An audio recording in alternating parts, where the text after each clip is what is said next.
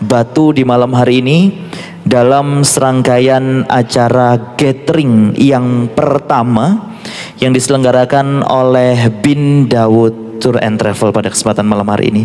Salawat dan salam senantiasa tercurah limpahkan kepada junjungan kita, uswah sekaligus qudwah hasanah kita, baginda Rasulullah Muhammad sallallahu alaihi wasallam.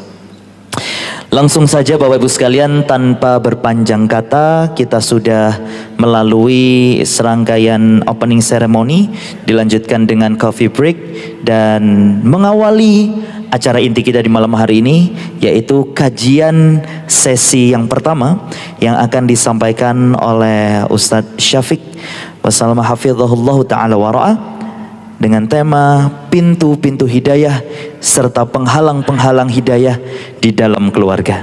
Kepada Ustaz Syafiq, falyatafaddal masykura wa ma'jura. Assalamualaikum warahmatullahi wabarakatuh. Alhamdulillah, wassalatu wassalamu ala rasulillah, ma ba'd. Tadi kita punya rencana mulai jam berapa? Jam 7:10. Tapi ketika Ana melihat antrian coffee break panjang banget, Ana putus asa aja. Kayaknya nggak mungkin mulai jam 7:10. Bahkan kayaknya sekarang ada yang masih belum masuk ke dalam ini jemaah. Ahibati fillah, yang akan kita bahas adalah tentang penghalang-penghalang hidayah ya. Banyak orang tua yang mengeluhkan tentang anaknya. Tidak sedikit suami yang ngeluh tentang istrinya. Anak ingat kisah seorang suami. Dia sering jemput Ana waktu di Jakarta. Ana tanya, kenapa dia nggak pernah bawa Ana ke rumah dia? Kan biasanya orang Ustaz mampir rumah Ustaz ya. Nggak pernah dia. Suatu hari akhirnya dia bawa Ana ke rumah. Ana tanya, kenapa bang? Dia cerita, Ana punya istri Ustaz, masih belum mau diajak hijrah. Masih terbuka, kerja di tempat riba. Subhanallah jemaah.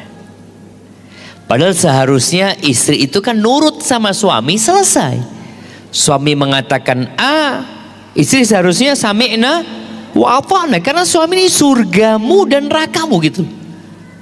Tapi ternyata tidak semudah itu ya. Begitu pula ada seorang istri yang dia mendapatkan hidayah, kemudian dia berubah. Dia menutup auratnya, dia pakai jilbab yang syar'i. Apa kata suaminya? Dia mengatakan, aku lebih suka kau pakai you can see. Bayangin coba, gimana beratnya dia dapat suami seperti itu. Kadangkala bertahun-tahun sampai tua gak berubah. Kemarin malam, bukan kemarin malam, 2 malam yang lalu, ada seorang pemuda datang dari seberang pulau. Dia mengatakan, Ustaz, Ana mau curhat sama Ustaz, kata dia. Abah Ana itu KDRT sama ibu Ana sejak pernikahan, sejak tahun 94 sampai sekarang. Berapa tahun jemaah? 20, 30. Kayaknya habis coffee break agak 30 tahun jam. Anaknya ini ngomong, Ana Ustaz, enggak tahu dia anak nomor 3 mungkin ya. Dia lahir tahun 2000. Ana umur 5 tahun pernah ditendang kepala Ana sama Abah Ana Ustaz. Ana ingat Ustaz, bagaimana Abah Ana mukul ibu Ana Ustaz. Ana lihat Ustaz, ibu Ana sabar Ustaz.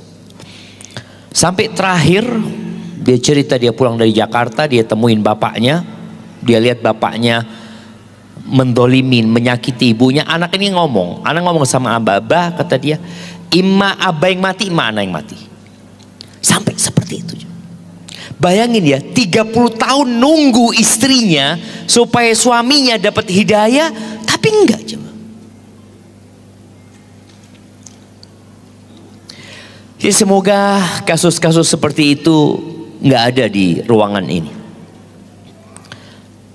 Kalaupun ada, ya maka kita akan bahas bersama. Apa sih penghalang-penghalang hidayah? Di muqaddimah, insya Allah semua udah dapat ya. Semua udah dapat. Yang belum dapat, angkat tangan, nanti akan di. Yang belum dapat siapa? Nah, panitia.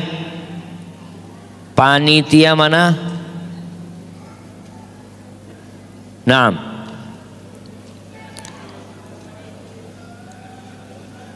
Ada di mana? Di tas. Oh, ndak dibawa, bukan ndak dapat jamaah. Ternyata sudah dikasih tapi ndak dibawa. Jadi waktu dikasih dimasukkan tas gitu. Oh, panitia juga kesalahan. Nah, seharusnya dijelaskan ini jangan lupa dibawa, nanti Ustadz pakai modul ini kajiannya. Nah, di muqaddimah ini kita bahas tentang kenapa harus berbicara tentang hidayah. Apa sih pentingnya hidayah?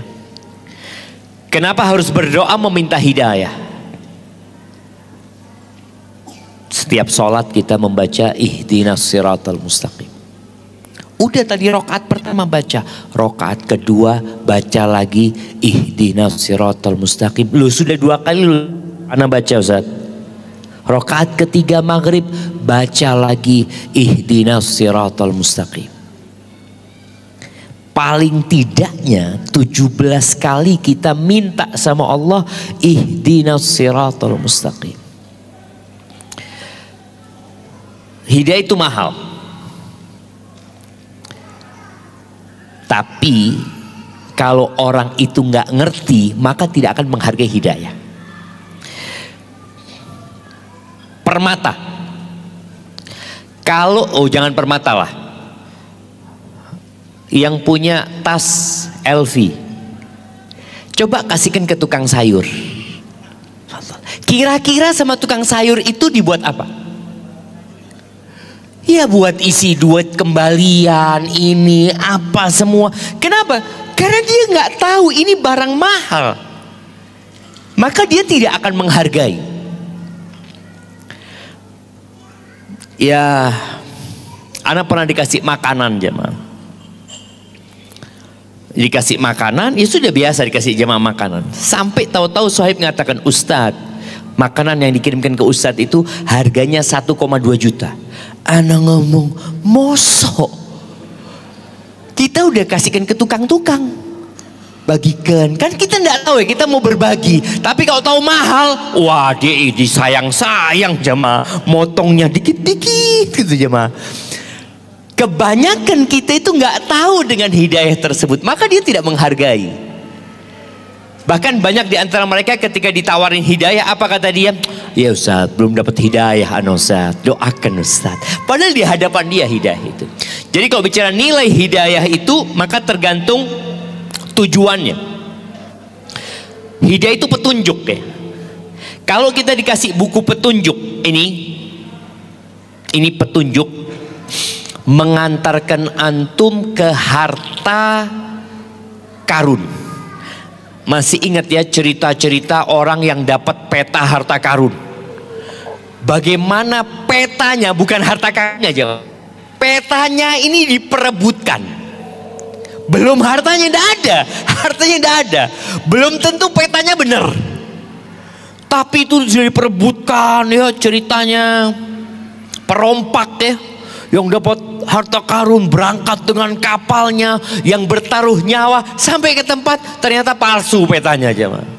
Itu diperebutkan. Maka nilai hidayah itu, nilai petunjuk itu sesuai dengan dia menunjukkan ke apa. Kalau petunjuk ini mengantarkan emak-emak untuk awet muda. Masya Allah, antum lihat ya, yang namanya tempat perawatan buat emak-emak itu, Masya Allah, ada lagi, baru lagi, terus. Kenapa? Karena dia ingin supaya awet muda. Emak-emak bisa awet muda enggak? Bapak-bapaknya awet muda, ya tambah tua lah Ustaz. Maka dia berusaha. Ini ada ramuan yang membuat orang terus awet muda, nggak akan pernah tua. Kebal penyakit, kita paling takut sama penyakit. Membuat hormon kebahagiaan terus bertambah, orang seneng terus. Sembuh dari kanker. Antum lihat orang kalau sudah kena kanker, kata dia, bapak berobat ke Penang, berangkat enggak? Berangkat. Enggak punya fulus, tapi anak punya sawah, dijual sawahnya. Perempuan yang punya perhiasan di rumahnya, ketika divonis kanker stadium 4, ini butuh biaya sekian, dia relakan semua yang dia tabung demi untuk sehat. Ini hidayah yang kita bicarakan ini mengantarkan untuk sembuh dari segala penyakit ya, Mak. Narkoba itu ada yang membuat orang fly, ada yang membuat orang semangat. Betul seperti itu. Siapa yang tahu? Nah, ada yang membuat orang nggak sadar ya, mabuk. Tapi ada yang membuat orang jadi semangat. Ini ramuan yang kita bicarakan ini membuat orang itu nggak tidur. Namanya.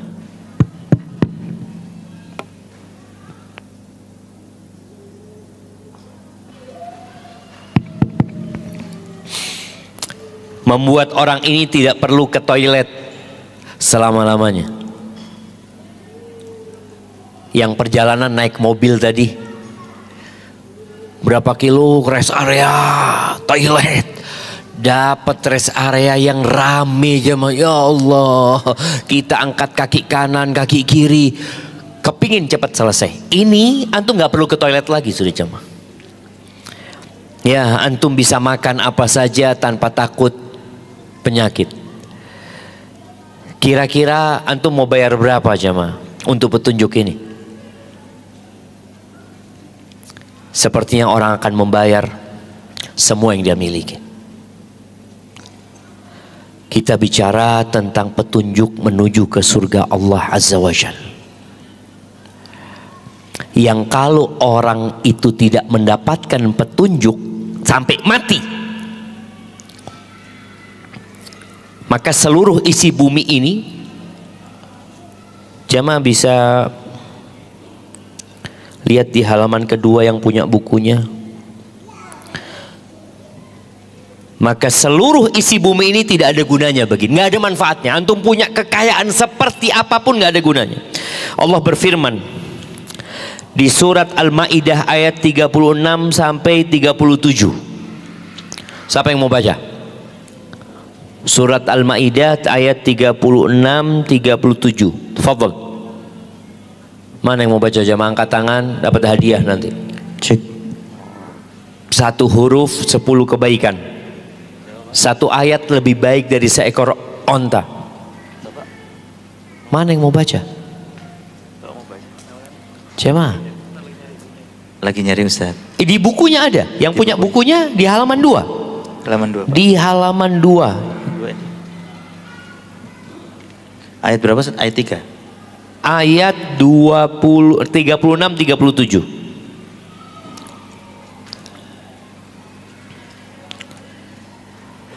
Saya bacakan Ustaz. Tafadhal.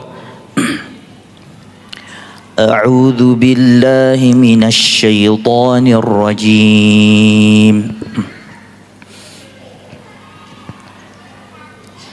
Inna iddatash syuhuri 'indallahi Al-Maidah. Al-Maidah ayat 36 37.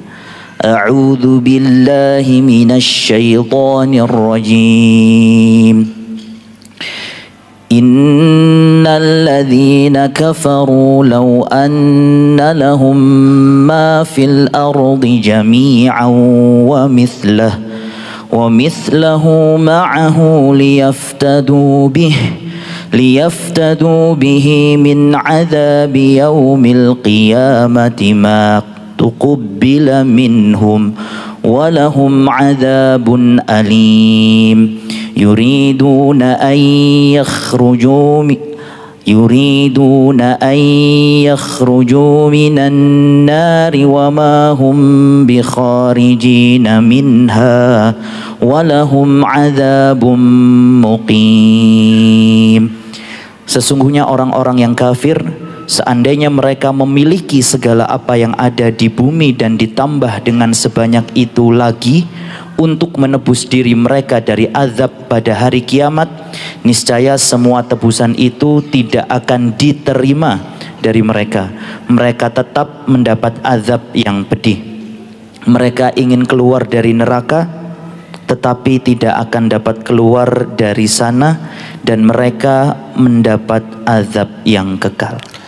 Kita lihat jemaah, kalau satu orang punya sepenuh bumi ini milik dia, double, dia punya 2 bumi. Dalam kehidupan dunia harta kita bermanfaat. Antum kalau ditahan oleh polisi karena sebuah kasus, ana ingat salah satu bupati ya, di Kalimantan sana, dia kena kasus. Ini cerita salah satu orang di KPK kalau nggak salah. Itu dia mau nyogok 200 miliar. 200 M. Nggak diterima. Ya mungkin kalau lebih, orang berpikir. Ingat Gayus Tambunan yang bisa keluar dari penjara. Kenapa dia bisa keluar? Fulus. Dan kita lihat fulus itu memang berguna dalam kehidupan dunia ini. Tapi Allah katakan kalau sudah mati, yang jelas semua hartanya ditinggal. Dan Allah katakan dia kalau mau menebus dirinya dengan seluruh bumi ini double, matuqubila min, nggak bakal diterima dari dia. Walahum adzabun alim. Dia akan mendapatkan azab yang pedih sekali. Mereka ingin keluar dan tidak akan pernah keluar dari neraka. Ini harganya hidayah kita jemaah. Kita kalau bicara hidayah, berapa harganya? Sepenuh bumi ini double. Tapi ternyata enggak diterima ternyata. Berarti lebih mahal lagi hidayah itu jemaah. Baik, di ayat lainnya, di surat Ali Imran. Makanya orang yang baca Quran di bulan Ramadan kemarin, dia khatam dengan membaca artinya, dia akan lewat nih ayat ini jemaah. Dia akan lewat ayat ini dan dia akan merasakan, ya Allah mahal banget hidayah yang Allah berikan kepada aku. Coba kita baca di surat Al Imran ayat 91. Naam. A'udzu billahi minasyaitonir rajim. Innal ladzina kafaru wa matu wa hum kuffarun falan yuqbala min ahadihim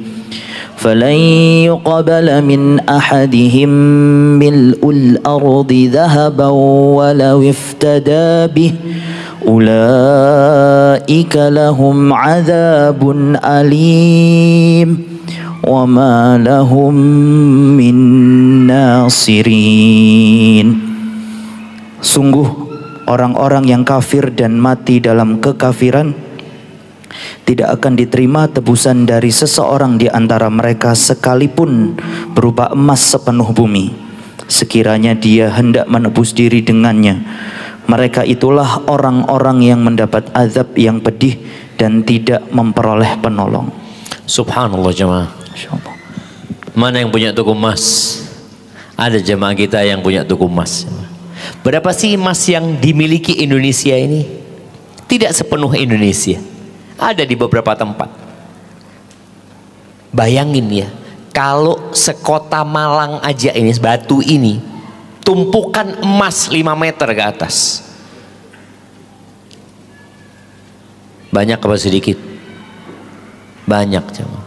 Tapi itu sedikit dibandingkan sepenuh bumi ini emas. Satu orang mau nebus dirinya dengan sepenuh bumi ini emas, kata Allah, ma tuqbil, na'am, fala yuqbala min ahadihim mil'ul ardi dhahaban. Enggak bakal diterima walaupun dia ingin menebus dirinya. Tapi mau minta tolong sama orang, saya punya kenalan, ada orang baik yang mungkin bisa nolong saya, enggak bakalan diterima. Jadi ahibati fillah, bahkan mereka ingin menebus dirinya dengan anaknya. Kita tuh sayang sama anak kita kan, yang punya anak 5, 6, 7, 10 mungkin, dia sayang sama anak-anaknya. Allah sebutkan di surat Al-Ma'arij. Coba dibuka, ini ana tadi tambahkan dalam tulisan ini, dibuka di handphonenya mungkin, di surat Al-Ma'arij ayat 11 sampai ayat 15. Dibaca. Nah, tafadhal. A'udzubillahi minasyaitonir rajim. يبصرونهم يود المجرم لو يفتدي من عذاب يومئذ ببنيه وصاحبته وأخيه وفصيلته التي تؤويه ومن في الأرض جميعا ثم ينجيه. Sampai ayat 16. 15. Kalla innaha ladha. Sedang mereka saling melihat pada hari itu, orang yang berdosa ingin sekiranya dia dapat menebus dirinya dari azab dengan anaknya dan istrinya dan saudaranya dan keluarga yang melindunginya di dunia dan orang-orang di bumi seluruhnya, kemudian mengharapkan tebusan itu dapat menyelamatkannya. Kalla innaha ladha, sama sekali tidak, sungguh neraka itu api yang bergejolak. Allahu Akbar jemaah. Harta sudah tidak berguna. Orang berpikir, apa kira-kira yang bisa dengannya ana menebus diri ana? Yang pertama Allah sebutkan anaknya. Orang tua nih yang sekarang ya sayang sama anaknya, digendong anaknya. Anak itu biasanya tidur di mana-mana, tapi bangunnya selalu di atas ranjangnya. Digendong sama bapaknya, pagi bangun di sana, disekolahkan sama orang tuanya. Hari kiamat dia kepingin anaknya dimasukkan neraka, dia keluar dari neraka. Dia ingin nebus dirinya dengan anak-anaknya, nggak diterima. Oke, istriku juga masukkan ke neraka, yang penting aku selamat, tidak diterima. Saudaranya nggak diterima. Bagaimana kalau familinya semua yang pernah di dunia melindungi dia, dia ingin seakan-akan menjual mereka agar dia selamat dari api neraka, nggak diterima. Waman fil ardi jami'an. Gimana kalau tebusan satu orang ini tebusannya seluruh penduduk bumi ini, 8 miliar manusia untuk nebus satu orang ini? Kata Allah, kalla, nggak bakalan bisa. Sudah. Jadi hidayah ini benar-benar mahal.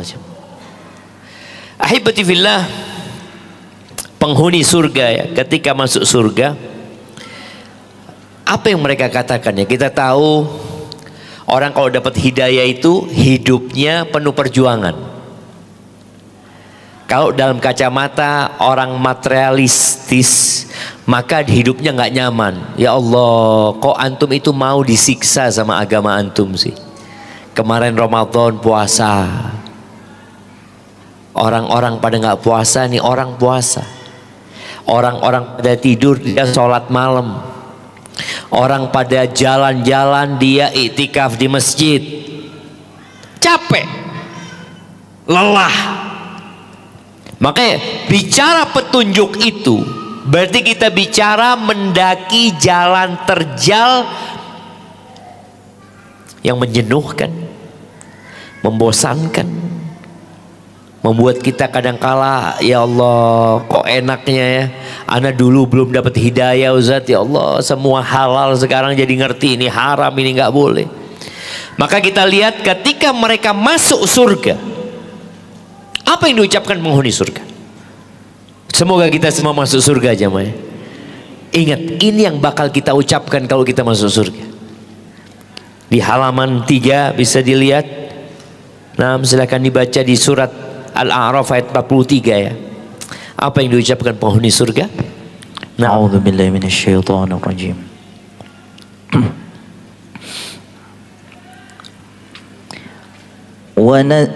ونزعنا ما في صدورهم من غل تجري من تحتهم الأنهار وقالوا الحمد لله الذي هدانا لهذا وما كنا لنهتدي لولا أن هدانا الله لقد جاءت رسل ربنا بالحق ونودوا أن تلكم الجنة أورثتموها بما كنتم تعملون. Dan kami mencabut rasa dendam dari dalam dada mereka.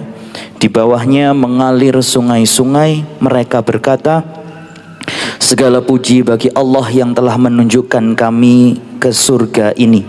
Kami tidak akan mendapat petunjuk sekiranya Allah tidak menunjukkan kami. Sesungguhnya Rasul-Rasul Tuhan kami telah datang membawa kebenaran. Diserukan kepada mereka, itulah surga yang telah diwariskan kepadamu karena apa yang telah kamu kerjakan. Allahu Akbar. Itu yang bakal diucapkan. Alhamdulillahilladzi hadana lihada. Segala puji bagi Allah yang memberikan petunjuk kepada kami untuk masuk surga. Jadi kita bicara petunjuk ini bagaimana kita masuk surga Allah Azza wa Jalla. Wa ma kunna linahtadi laula an hadanallah. Enggak bakalan kita dapat hidayah kalau Allah tidak memberikan hidayah kepada kita. Maka hidayah ini mahal. Tidak dapat dibeli dengan harta yang berlimpah ruah. Makanya para orang-orang kaya, orang-orang yang hidup bergelimang harta itu selalu berpikir, loh kalau memang benar pasti kita dulu yang dapat hidayah.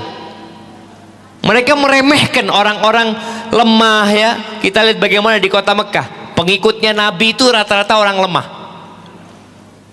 Ya adalah orang-orang berduit mungkin tapi nggak banyak, tapi rata-rata orang lemah. Kenapa? Karena mereka berpikir kalau memang benar ya kami lah yang pantas mendapatkan. Loh kami ini orang-orang yang sukses dalam kehidupan dunia.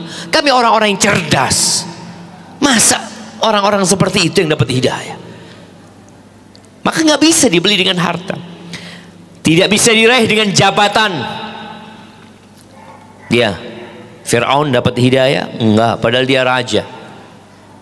Karena memang hidayah nggak bisa dibeli dengan kekuasaan, tapi hidayah itu dijemput dan dipinta kepada sang pemilik hidayah, Allah Azza wa Jalla. Makanya ketika paman Nabi meninggal dunia, turun firman Allah, innaka la tahdi man ahbabta. Sesungguhnya kamu tidak akan dapat memberi petunjuk kepada orang yang kamu kasihi. Berapa banyak orang yang kita cintai, kita harapkan dia dapat hidayah. Ya Allah Ustaz, ana sudah usaha Ustaz. Apa yang tidak ana lakukan? Ana masukkan ke pesantren Ustaz, yang mahal Ustaz. Tapi kata Allah, innaka la tahdi man ahbabta, walakinna Allah yahdi man yasha. Akan tetapi Allah lah yang memberikan hidayah kepada siapa yang Allah kehendaki. Wa huwa a'lamu bil muhtadin. Dan Allah itu lebih tahu siapa yang pantas mendapatkan hidayah. Makanya kadang-kadang kita mikir, loh kenapa ya kok nggak dapat hidayah orang itu ya? Padahal orang itu orang baik loh Ustaz. Kita itu tahu orang baik dari mana? Jamaah, antum menghukumi, menilai orang itu baik dari mana? Dari zahirnya kan, kelihatannya. Yang tahu hatinya siapa? Allah Azza wa Jalla. Maka kita disuruh minta sama Allah hidayah. Allah mengatakan dalam hadis qudsi, kullukum dhal, semua kalian tersesat, kata Allah. Ya ibadi kullukum dhal, wahai hamba-hamba kalian semua tersesat, illa man hadaitu, kecuali orang yang aku kasih hidayah. Jadi kita ini bisa benar karena Allah kasih hidayah. Terus apa yang harus kita lakukan? Fastahduni ahdikum, kalian mintalah hidayah kepadaku, aku akan kasih petunjuk kepada kalian. Kembali kepada awal yang kita bicarakan, kenapa kita tiap sholat mengatakan ihdinas siratal mustaqim. Antara sholat subuh sama sholat zuhur ada kemungkinan kita menyimpang dari jalan Tuhan. Alhamdulillah selamat kita sampai zuhur. Kita doa lagi ihdinas siratal mustaqim. Nanti antara zuhur sama asar ini, apakah ada jaminan kita akan benar? Nggak ada. Makanya kita minta sama Allah. Waktu asar minta lagi sama Allah. Waktu maghrib minta lagi sama Allah. Waktu isya minta lagi sama Allah. Belum lagi orang ini kalau minta lagi hidayah dengan sholat malamnya, minta lagi hidayah sama Allah Azza wa Jalla. Hanya saja kita nih kalau baca Al-Fatihah, kadangkala dibacanya sebagai sebuah rukun sholat saja. Ya sudah dibaca. Anak sendiri merasakan hal itu. Karena Al-Fatihah kita sudah hafal, baca Al-Fatihah ya seperti air, tahu-tahu waladdallin amin. Lu ana minta apa tadi?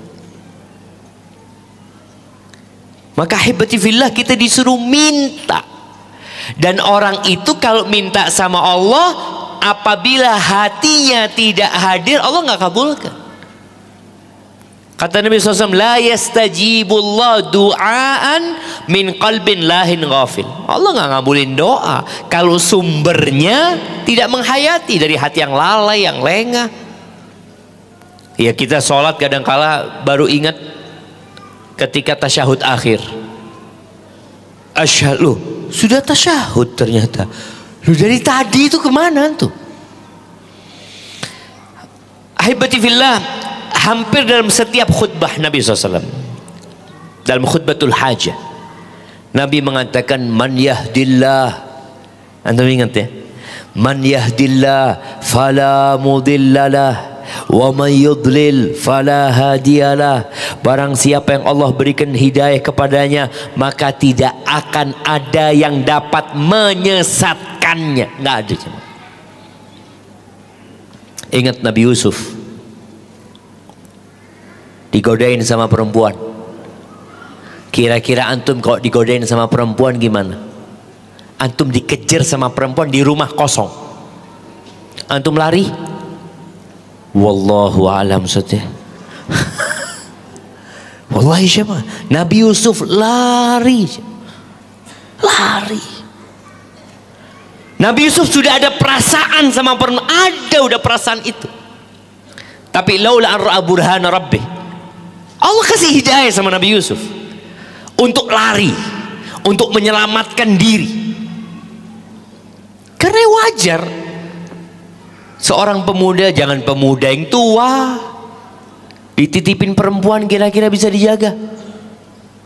Wallahu a'lam saja. Lebih baik anak tidur di tempat lain. Nah, Nabi Yusuf diselamatkan sama Allah. Allah yang menyelamatkan. Makanya ketika Nabi Yusuf dikasih tawaran ya, antara memenuhi keinginan mereka sama penjara, Nabi Yusuf dikasih hidayah lagi sama Allah. Penjara lebih baik buat aku ya Allah. Makanya barang siapa yang dikasih petunjuk sama Allah, sejuta manusia mau nyesatkan dia, tetap dia di atas ketaatannya. Tapi sebaliknya, waman yudlil fala hadiyalah. Barang siapa yang ditetapkan tersesat sama Allah, nggak ada yang bisa ngasih hidayah. Jadi coba kita renungkan paman Nabi SAW. Paman Nabi ini sayang loh sama keponakannya. Bahkan dia tahu siapa keponakannya ini. Sejak kapan?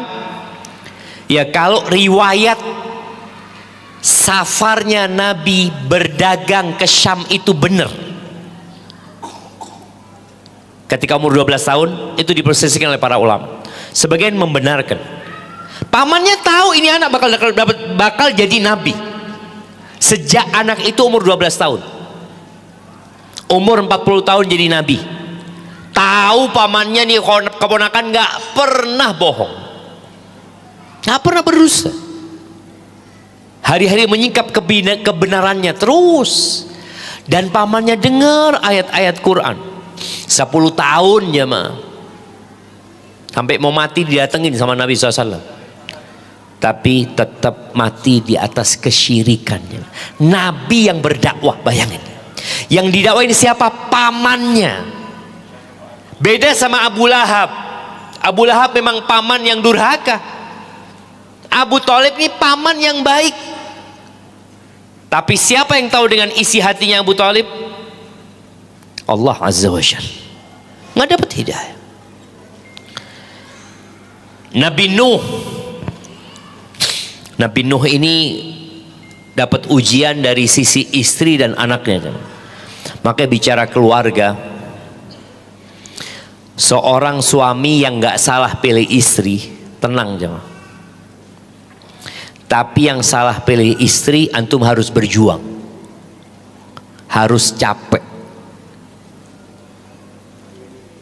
Nabi Nuh alaihissalam dapat istri yang berkhianat ya, yang nggak nurut sama suaminya. Korbannya siapa? Anaknya. Padahal bapaknya ini nabi, anak ini adalah anak nabi. Tapi karena dirawat oleh ibu yang berkhianat, jadinya kayak gitu. Subhanallah. 950 tahun bayangin jam. Nabi Nuh berdakwah. Sampai ditetapkan sama Allah, mereka ditenggelamkan. Banjir. Hujan dari atas, dari bawah nyumber. Dalam kondisi yang sangat genting, anak ini masih dipanggil sama bapaknya. Bapaknya sudah naik kapal. Nabi Nuh ini sayang sama anaknya jamaah. Secara fitrah, tabiatnya, bapak sayang sama anaknya. Allah ceritakan, kalau kita lihat nih di surat Hud ya, ayat 42-43, Allah mengatakan wahiyya tajri bihim fi maujin kaljibal. Bagaimana bahtera itu berlayar membawa mereka dalam gelombang laksana gunung jemaah. Besar gelombang ini jemaah. Wanada Nuh, Nabi Nuh kelihatan sama anaknya. Dalam kondisi ombak begitu tingginya, Nabi Nuh kelihatan anaknya, maka dipanggil anaknya.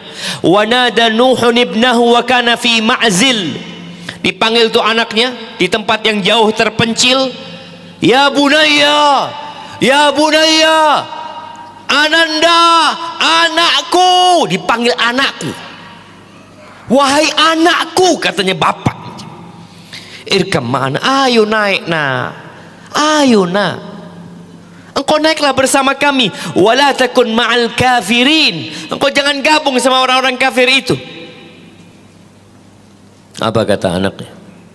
Mungkin dia cuma lihat bapaknya. Dia mengatakan sa'awi ila jabalin ya'simuni minal ma. Aku akan mendaki ke gunung yang akan menyelamatkan aku dari air. Bapaknya ngomong la asimal yaumin amrillah illa marrahim. Nah, nggak ada yang bisa menyelamatkan engkau nak dari azab Allah ini kecuali orang yang Allah kasihi. Masih ditawari anaknya. Wahala bainahumal mauj fakana minal mughraqin. Datang tuh ombak, tenggelam anaknya. Sedih bapak itu, sampai Nabi Nuh ini berdoa minta anaknya diselamatkan. Karena Allah janji tidak akan ya menghinakan Nabi Nuh bersama keluarganya. Dia mengatakan ya Allah, itu anak keluargaku ya Allah. Engkau janji katanya. Sampai karena cintanya kepada anak. 950 tahun. Istrinya nggak dapat hidayah, anaknya nggak dapat hidayah. Mahal jemaah. Makanya kadang-kala kita ngelihat ya opo sih ini anaknya ustadz kok kayak gitu. Anaknya Nabi jemaah. Kemudian bapaknya Nabi Ibrahim. Bayangin ya, bapak ini kalau tadi anak, ini bapak. Bagaimana seorang anak yang namanya Ibrahim cinta sama bapaknya, datang ngomong sama bapaknya, dia panggil ya abati, ayahandaku, supaya tahu Pak, aku ini anakmu Pak. Tadi Ustadz Abu Hamam mengatakan, bapak-bapak suka nggak kalau anaknya lebih hebat daripada bapaknya? Seneng. Bapak itu ngomong, nak, bapak ini tidak bisa ngaji nak, jangan sampai kau kayak bapak nak. Bapak ini alhamdulillah nak, hafalannya ya wadduha ke bawah nak. Wadduha ke bawah maksudnya wadduha sama 3 kul nak. Nah, itu yang lain nggak hafal. Anaknya kepingin kau bisa hafal Quran, bangga, bapak itu bangga. Ini Nabi Ibrahim ingin bapaknya bangga dengan Nabi Ibrahim karena anaknya seorang nabi. Dia ceritakan, Allah berikan hidayah kepadaku ayah, Allah berikan sesuatu yang tidak datang kepadamu ayah. Terus tapi bapaknya malah mengancam Ibrahim. La in lam tantahi ya Ibrahim la arjumana. Ibrahim, engkau nggak berhenti dakwain aku. Ada kan jemaah anak yang divonis seperti itu sama orang tuanya? Aku rajam kau. Anak ingat salah satu jamaah, apa jamaah umroh apa jamaah kajian ya, yang dia cerita setelah anak hijrah sama istri anak, Ustaz, anak berangkat ke rumah mertua anak ini dosen, yang satu dokter, yang satu S2 kalau nggak salah, lupa. Setelah ke sana, kata mertua mengatakan, mulai saat ini kalian jangan ke rumah kami lagi. Bayangin jamaah, cuma anaknya sudah berubah penampilannya, yang laki pakai jenggot, yang perempuan pakai jilbab panjang. Kata orang tuanya, mulai saat ini kalian nggak usah kemari lagi. Benci sama hidayah yang diterima oleh anaknya. Ya mau ngomong apa ya? Ini Nabi Ibrahim, sampai bapaknya ikut bakar Ibrahim. Tapi sang anak cinta sama bapaknya. Sampai kelak diceritakan pada hari kiamat, bapaknya Nabi Ibrahim itu menjumpai Nabi Ibrahim. Dia mengatakan, anakku, aku nggak akan durhaka lagi sama engkau. Aku akan nuruti apa yang kau inginkan. Itu Nabi Ibrahim masih ingin doakan bapaknya. Dari sayangnya anak sama bapak. Tapi nggak bisa. Selesai jemaah. Istri Nabi, tadi 2 istri Nabi Lut, istri Nabi Nuh alaihissalam ya. Bagaimana Allah buat percontohan. Ya seharusnya istri ini kan, ya tadi juga Ustadz Syarif mengingatkan ya, bagaimana semua masing-masing jemaah. Semua akan mempertanggungjawabkan amalannya masing-masing. Nabi Nuh nggak kena dosanya istrinya. Istrinya Nabi Nuh. Nabi Lut juga enggak. Asalkan sang suami sudah menjalankan tugasnya. Maka ketika seorang istri mengatakan, alhamdulillah saya punya suami hafal Quran Ustaz. Tapi sang istri nggak pernah baca Quran. Saya punya suami alhamdulillah Ustaz, puasa Senin Kemis. Istrinya, alhamdulillah Ustaz ya, mudah-mudahan nanti amalnya suami dapatlah bagiannya. Enggak jamaah. Ya kita berusaha untuk beramal ya. Tapi kita lihat contoh, Allah jadikan contoh dalam Al-Quran agar kita berhati-hati dengan pasangan hidup kita. Ada pasangan hidup kita yang musuh buat kita, menjadi penghalang hidayah. Iya, suaminya Masya Allah mau puasa Senin Kemis, ngomong sama istrinya, dek aku nanti mau sahur ya. Aduh mas gak usah lah, sudahlah. Bapak-bapak gimana dapat istri kayak gitu? Ya Allah, kok kayak gini istri anak? Mau diapakan bapak-bapak? Mau ditukar? Mau itu anak kayaknya tukar sama mertua, mungkin ada yang lainnya. Jadi perbaiki. Tapi itulah ujian kita. Ada seorang istri yang kayak gitu. Setiap mau puasa sunnah kan harus izin sama suaminya. Kalau suami nggak perlu izin sama suaminya, tapi kadang-kala suami perlu bantuan istrinya buat sahur. Maka bapak-bapak kalau istrinya nggak suka puasa sunnah ya siap-siap kurma lah di rumah lah. Udah sahur kurma aja sudah, bismillah. Tapi jelasnya tadi, ketika seorang istri itu wajib izin sama suaminya mau puasa sunnah. Ngomong, bang aku mau puasa ya. Enggak lah, janganlah. Padahal sang suami nggak ada perlu sama istri, tapi dia melarang istri. Istri harus izin sama suami. Ini ujian. Fir'aun, ya kita tahu ya bagaimana kisah Fir'aun ya. Fir'aun ini ngundang penyihir-penyihir. Dari awal Fir'aun itu sudah, ya kalau dilihat dari ucapannya Fir'aun, ketahuan isi hati orang itu. Fir'aun mengatakan, yuk tanding. Harapan kita penyihir menang, kita ikutin penyihir. Jadi dari awal memang dia cari pembenaran. Dia mau ngikutin penyihir kalau menang. Ternyata penyihirnya masuk Islam, beriman. Fir'aun gak masuk Islam. Hidayah jemaah. Nabi Ibrahim dilemparkan ke api, semua orang melihat, karena itu benar-benar ditonton oleh warga ya. Rajanya ingin menunjukkan, kita lihat nih. Nabi Ibrahim keluar dari api tidak terbakar. Nggak ada yang beriman dari kaumnya kecuali Nabi Lut. Nabi Lut itu sepupu atau keponakannya Nabi Ibrahim. Satu tok yang beriman. Antum bisa bayangin dia mahalnya hidayah. Itu tukang-tukang sihir Fir'aun semuanya beriman, dan dia dibantai sama Fir'aun. Siap dia dibantai, dibunuh mereka. Tapi ketika sudah dapat hidayah, Allah ceritakan, mereka mengatakan nggak apa-apa, engkau mau bantai kita silahkan, kita bakal kembali kepada Allah Azza wa Jal. Kita berharap Allah ampuni kita. Dibunuh jemaah. Kalau baca buku-buku tafsir, jumlah mereka ribuan. Dibantai sama Fir'aun, disalib, ditaruh di pohon-pohon kurma dalam kondisi hidup. Tujuannya apa? Jangan sampai ada penduduk Mesir yang ikut mereka. Maka ahibati fillah, mengapa manusia yang berdampingan dengan hidayah tidak mendapatkan hidayah? Berkumpul sama Nabi yang nggak dapat hidayah. Ternyata memang ada faktor-faktor yang jadi penghalang orang mendapatkan hidayah. Itu yang akan kita bahas besok insyaallah jamaah. Karena ana lihat waktunya makan malam. Tapi ana kembalikan ke MC, jazakumullah khairan. Barakallahu fiik Ustaz, Masya Allah, terima kasih, jazakumullahu khairan katsira atas materi yang sudah disampaikan di malam hari ini.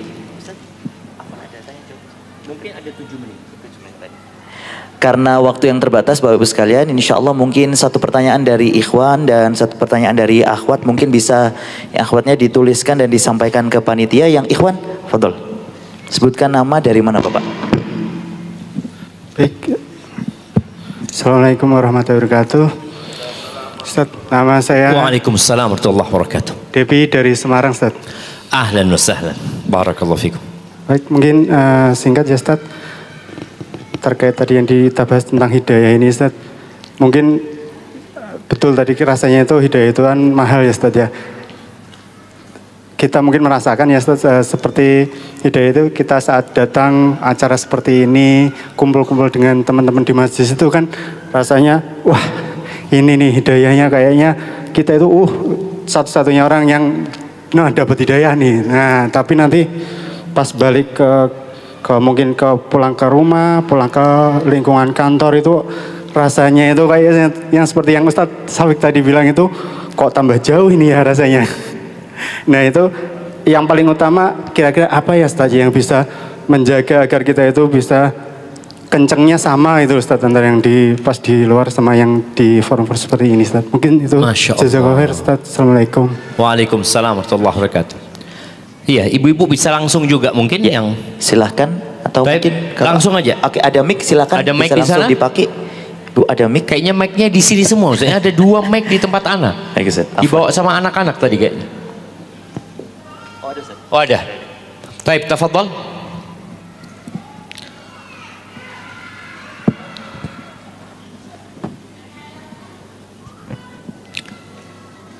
Nah, tafadhali. Hidup nggak? Bismillah, Assalamualaikum warahmatullahi wabarakatuh. Waalaikumsalam warahmatullahi wabarakatuh. Allahumma barik ya Ustaz, Allah yustahil wa yahfadz umuruk. Wa fiik wa barak. Naam. Ana sa'asal ilaikum. Insyaallah anis soal, ada yang diberikan hidayah Ustaz. Ada yang diberikan hidayah berupa penjelasan, tetapi belum tentu mendapatkan hidayah berupa taufik. Maza bayan Ustaz. Masya Allah. An yujad hadza al-ayah innallaha la tahdi man ahbabta walakinallaha la yahdi may yasha. Nah. Al-Qasas situasi betul. Insyaallah. Assalamualaikum warahmatullahi wabarakatuh. Waalaikumsalam warahmatullahi wabarakatuh. Ya, ini pertanyaan menarik ya. Ada dua pertanyaan menarik. Yang pertama yang tadi disebutkan tentang orang yang merasakan bagaimana dia mendapatkan hidayah, bagaimana iman dia bertambah ya. Dia ingin mengamalkan semuanya, tapi kalau sudah kumpul sama istri, kumpul sama anak, kumpul sama pekerjaan ini itu, iman itu tahu-tahu turun. Yang awalnya sholat qobliyah, ba'diyah, tahu-tahu jadinya cuma yang wajib saja. Alhamdulillah Ustaz. Yang awalnya datang azan, dikumandangkan dia sudah di masjid. Ini komat masih di rumah. Terjadi perubahan seperti itu. Apa yang harus dilakukan ya? Ya memang itu hal yang wajar. Sebenarnya itu hal yang wajar. Karena pernah di masa Nabi SAW ada salah satu sahabat yang bernama Hanzalah. Dia keluar rumahnya sambil mengatakan nafaqah Hanzalah, munafik Hanzalah ini. Munafik Hanzalah ini kata dia. Kata Abu Bakar, kau ngomong apa? Kata dia. Iya kata dia. Kita tuh kalau lagi kumpul sama Nabi SAW, ya Allah, kayaknya surga sudah di depan kita semua. Tapi kita kalau sudah pulang, kumpul sama keluarga, ngurusin pekerjaan, kita lupa yang disampaikan Nabi itu lupa. Sebagian itu jadi lupa. Apa kata Abu Bakar? Sama kayak anak. Bayangkan Abu Bakar aja. Sama. Kalau gitu, coba kita tanya sama Nabi SAW. Akhirnya mereka berjumpai Rasul SAW. Nabi mengatakan alaihissalam, kalau kalian di rumah kalian, di luar sana, seperti ketika berada di sini, la safahatkumul malaika fit turuqat. Malaikat salaman sama kalian. Bukan manusia ini sudah. Ini malaikat berarti sudah. Yang imannya stabil gitu loh jamnya. Enggak. Saatan ya seperti itulah kita. Memang dalam kehidupan ini kita wajib memberikan nafkah kepada keluarga, kita wajib bekerja, ada yang harus kita urusin. Tapi nanti ya balik lagi kajian, datang lagi nuntut ilmu untuk menambahkan keimanan tersebut. Makanya ada kajian wajib. Kajian wajib itu Jumat. Itu minimal muslim itu harus dengarkan kajian kapan? Jumat. Makanya ketika dikumandangkan azan itu jual beli haram hukumnya. Wajib dia mendengarkan. Cuma sayang ini di masyarakat kita ini masalahnya dua, dari khotib dan dari jamaah. Dari khotibnya banyak dari penceramah itu hanya menjalankan salah satu rukun sholat Jumat, sekedar menyampaikan khutbah, bukan untuk mengajak orang kepada kebaikan, ya sekedar menyampaikan khutbah. Makanya sebagian khutbahnya disampaikan dengan bahasa yang tidak difahami oleh yang hadir. Beberapa masjid itu ceramah pakai bahasa Arab.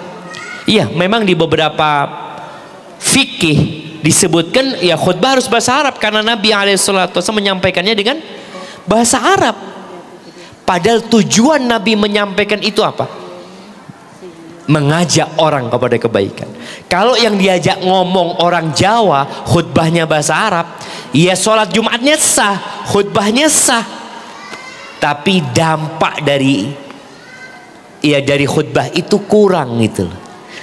Makanya paling tidak usahakan kita sebelum khotib naik mimbar kita sudah datang. Kalau antum mungkin nggak kajian Jumatan itu, pilih masjid yang khotibnya memang benar-benar mengajak kita untuk jadi lebih baik. Itu yang wajib. Kemudian baca Quran ya. Jangan lupa untuk baca Quran, karena Quran ini nyambung nih dengan pertanyaan dari ibu-ibu tadi berkaitan dengan hidayah. Hidayah itu dua. Al-Quran itu kan hudan lil muttaqin, petunjuk buat orang-orang yang bertakwa. Hudan linnas, petunjuk buat umat manusia. Tapi kenapa banyak orang nggak nerima Al-Quran? Jadi hidayah itu ada dua, namanya hidayatu irsyad atau hidayatu bayan dan hidayatu taufiq. Hidayatul irsyad ini petunjuk menjelaskan tentang hukum. Menjelaskan tentang jalan. Seperti orang tanya, jalan menuju ke Batu itu mana? Sana lurus, belok kiri. Baik. Orang ini ternyata ragu sama omongan ini. Kira-kira diikuti nggak? Nggak diikuti sama dia. Dia mungkin ke kanan, tersesat nantinya. Padahal sudah dikasih petunjuk. Begitu pula manusia dikasih petunjuk, diutus Nabi, diturunkan Al-Quran, dikasih penjelasan kepada mereka. Tapi tidak semua orang menerima.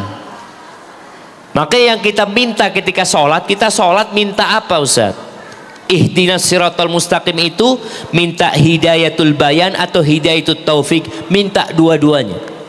Hidayatul taufik ini hidayah untuk menerima hidayah dan mengamalkannya. Itu hidayatul taufik. Contoh, kita tahu umpamanya tentang keutamaan sholat witir. Tahu, dikasih penjelasan sama Ustadz. Dapat hidayah, dapat. Makanya ada orang mengatakan, Afwan, ana belum dapat hidayah Ustadz. Loh, udah dikasih penjelasan antum.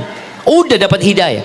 Allah itu tidak akan mengadab sampai menurunkan hidayah, yaitu memberikan penjelasan kepada mereka. Cuma taufik itu orang jadi semangat untuk mengamalkan. Ya tadi kita butuh pertolongan Allah tentunya.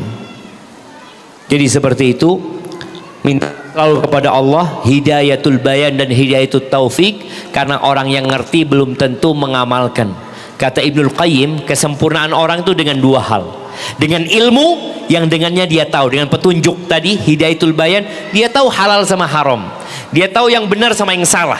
Yang kedua, bihimmatin aliyah turaqi, dengan semangat dan tekad yang kuat yang membuat dia mengamalkan hidayah tersebut. Barakallahu fiik. Masya Allah, lewat 1 menit jemaah. Insya Allah besok ketemu lagi. Jangan lupa Rasulullah SAW kalau safar memang beliau nggak sholat rawatib karena sholatnya memang di qashar atau di jamak, tapi beliau tetap sholat witir. Usahakan sholat witir sebelum tidur 3, atau mau sholatnya jam 2 juga boleh. Barakallahu fikum. Na'am. Barakallahu fikum, jazakumullahu khairan katsira. Kami sampaikan kepada Ustaz Syafiq Riza Basalamah hafizahullah ta'ala. Dan 2 pertanyaan serta diskusi yang baru saja kita dengarkan insyaallah menutup untuk seluruh rangkaian acara kita pada kajian di sesi yang pertama di malam hari ini Bapak Ibu sekalian. Dan setelah ini para jamaah bisa langsung menikmati hidangan makan malam di area yang sudah disiapkan.